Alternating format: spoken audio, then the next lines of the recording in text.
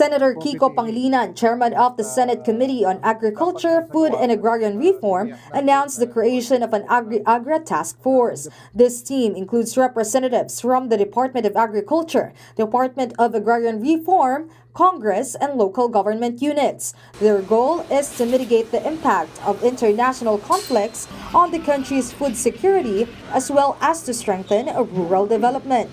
Bumuo ng isang ad hoc committee, crisis committee ang Agri-Agra team para bantayan itong magiging tulong, suporta, ayuda, assistance sa ating food security concerns. Pangilinan also expressed support for the proposed 52 billion peso supplemental budget of Senator Risa Hontiveros for farmers, fishers, the transport sector, and OFWs.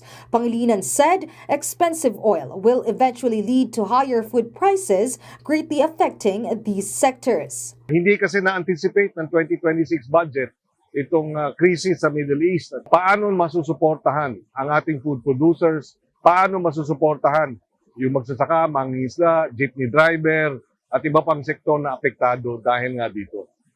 Sa pamamagitan ng dagdag na budget ay magagawa natin yan. Meanwhile, Senator Bam Aquino is calling for a price freeze not only on basic goods but also on diesel and gasoline. Kapag panahon ng emergency, mahalaga na yung taong bayan, makita nila na umaaksyon yung gobyerno at natitigil yung pagtaas ng presyo ng bilihin. For Senator Amy Marcos, people's finances should be given some relief during this trying time. Her proposal, suspension of payments and a loan moratorium for SSS, GSIS, Pag-ibig, and PhilHealth. According to the senator, workers should get their full salaries while the crisis is ongoing. She garnered support from Senator Joel Villanueva for one. However, Senator Villanueva says there should be clear guidelines so people won't be surprised by interest rates and other payments after the moratorium.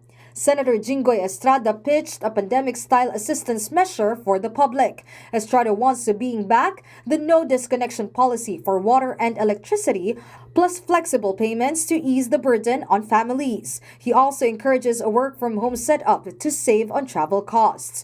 Over at the lower house, some congressmen are also pushing for the reintroduction of the Bayanihan Law amid the oil crisis. The proposed Bayanihan 3 is broader compared to the Bayanihan 1 and 2 enacted during the pandemic. According to House Ways and Means Committee Chairman Miro Kimbo, Bayanihan 3 aims to alleviate the effects of high oil prices on transportation fares, the cost of goods, and livelihoods. The proposal includes funding for aid programs for low-income households. The House will first plan who will receive the aid, how it will be distributed, and how much funding can be allocated for it. First is really having an ayuda program, identifying available cash, looking at the new sources, meaning you have a VAT windfall because nagtaas ang presyo ng bilihin, tumataas ang VAT. Kailangan makuha natin yung windfall na yon at maitulak siya, maibigay dun sa mga sectors where it is actually needed. Bayanihan 3 will not focus solely on aid. Long-term responses to crisis will also be introduced. Alam niyo po, 95% ay nag-i-import po tayo. Very dependent tayo sa petroleum products. Kaya dapat may mga alternatives tayo.